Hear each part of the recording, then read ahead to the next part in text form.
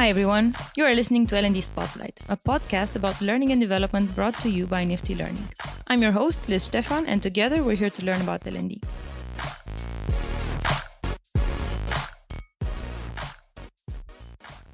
Lavinia, thank you so much for joining us once again today. As you know, everybody, Lavinia Mehedintu is People Experience Manager at eMAG and creator and curator of Offbeat. At this point, Offbeat is a digital magazine. It's also a newsletter focused on actionable L&D resources, but you're preparing something even more interesting. I know in light of your recent launch with Offbeat that you've also had to create a learning experience. So today I would like to take this opportunity and ask you a couple of questions about what it means to create a learning experience. I'm thinking especially for SMEs or people who have been in the business for longer and would like to transfer their knowledge to the new employees. How do they go about doing that?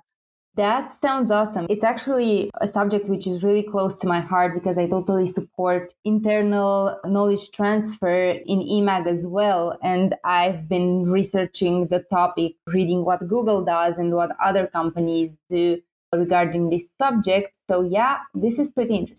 Let's dive right into the topic. How do you create a learning experience as an SME or a senior employee? I think the process is not as different from how we create learning experiences because the result is as important as ours.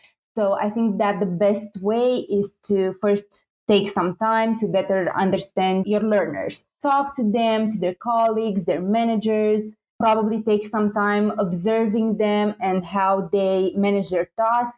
And if available, a great way and a great data source is actually looking at their KPIs and results. And I think the worst thing you can do is to fall into the overconfidence trap because as experts, we think we know everything and we think that we know what others know, and that's a potential bias. So using research, you might discover more specific challenges your learners have and think about solutions that fit them better. Okay. How do I essentially do a brain download and reconstruct all the knowledge that I've gathered so far in a teachable format?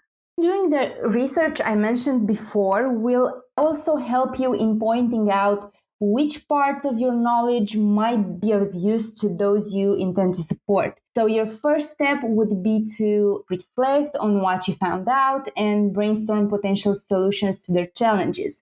Then ask yourself which of those solutions include gaining some new skills and knowledge, because as we already know, learning and training are not the only solutions to all the business problems out there. And once you know there's a skills and knowledge problem, you should have a list of concepts relevant to the jobs to be done. And you have to put them in a logical order. And I like to say and think that learning is like climbing a ladder. If you skip the first step, you might fall. So you should always start with the basics and then add more complexity as you progress. I think that this trap that some people might fall into, as you were mentioning earlier, that learning or training is always the solution.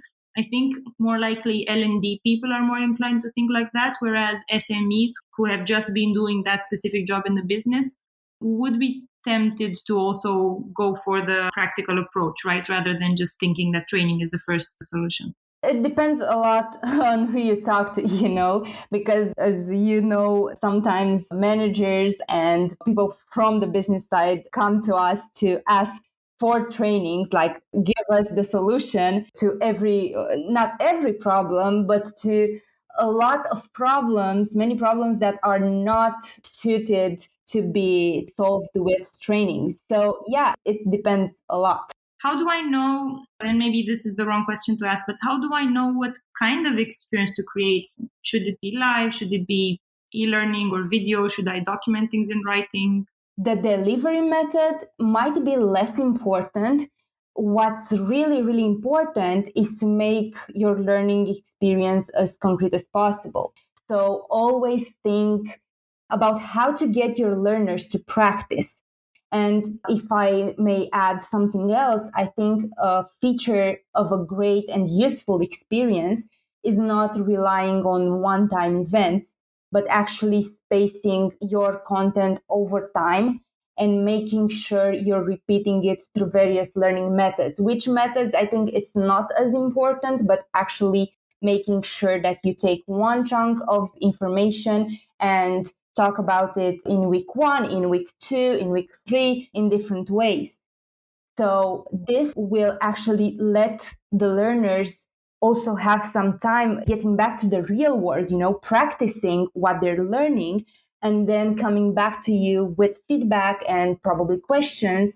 And as some of us already know, I think most of us already know, spaced repetition always helps with long-term retention, whereas cramming a lot of information in a couple of hours of learning experience does not. Yeah. So I space out the content. I repeat it whenever I get the chance. I let the learners practice. Is there a method for me to check for understanding and make sure that actual knowledge or learning transfer has happened? I think it's related to what I was saying before. When people get back to their jobs in between sessions and have a chance to practice, you're also actually empowering them to spot their knowledge gaps. So when they come back for another session, hopefully they will come back with questions and you will have a better understanding of which concepts they retained and what you need to reinforce once again or many times. Mm-hmm. And in this context, what is my responsibility to the people that learn from me?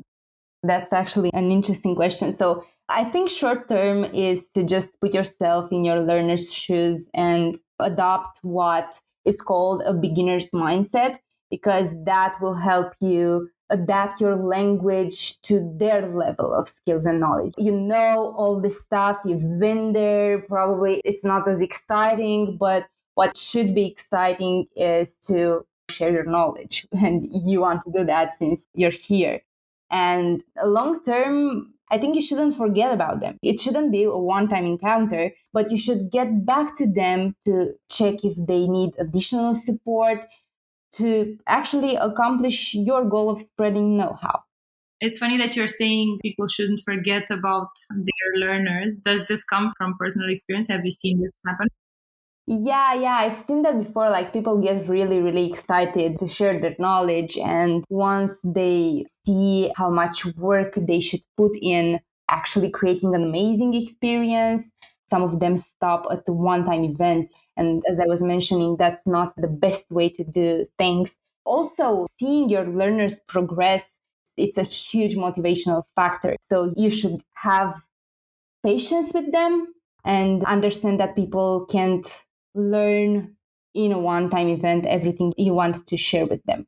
I think what you were mentioning earlier about that bias plays a big role here, right? So always remember that even though you've been there before and you have all this knowledge, these people actually haven't. You need to do a bit of hand holding while you're delivering. So I'm at the end, or is it the end of the process? How do I know that the learning experience I've designed and delivered and reinforced over time was useful and relevant to the learners? How do I know it was successful for the business? Just like any other learning experience, I think the first layer of data, like engagement or feedback, can be sent to you by someone who's organizing the experience, which is usually L&D or HR. But what you should know, what SMEs should know, is that that might be misleading. People can show a high level of engagement while learning is happening, but that doesn't guarantee knowledge retention in the long run. So what you can do is have a deeper level of research, actually go once again and talk to people, talk to your learners, talk to their managers, their peers, check business KPIs directly linked with new knowledge acquired that show behavior changes and improvements of results. Mm-hmm. Okay. Does this work better, in your opinion, for hard skills or for soft skills? That's a complicated one. I think it's way easier when it comes to hard skills because at least some hard skills are easier to measure, whereas soft skills are a lot about people's perceptions about how people behave or how they interact with yourself. Those are definitely harder to measure. Honestly speaking, I don't have that much experience with this, but usually SMEs focus on the most practical, the most technical side of things. So I think this advice still applies to them. But if they're venturing into soft skills, they are very brave and they should definitely take more time to understand behavior changes in their learners by, like I was mentioning, still talking to people and have clear KPIs about what behavior changes they would like to see after the experience ends. Very interesting. Thank you for giving us insight into what is a learning experience and how to create one that is truly effective and meaningful. As always, I really appreciate your input. I'm always really happy as well to share my knowledge. Hopefully, it will be useful to anyone who's listening right now. Thank you for having me.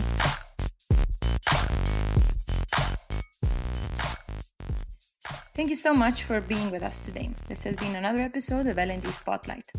If you'd like to get in touch and join the conversation, write to me at liz@niftylearning.io or connect with me on LinkedIn at Liz Stefan. Have a productive week, everyone.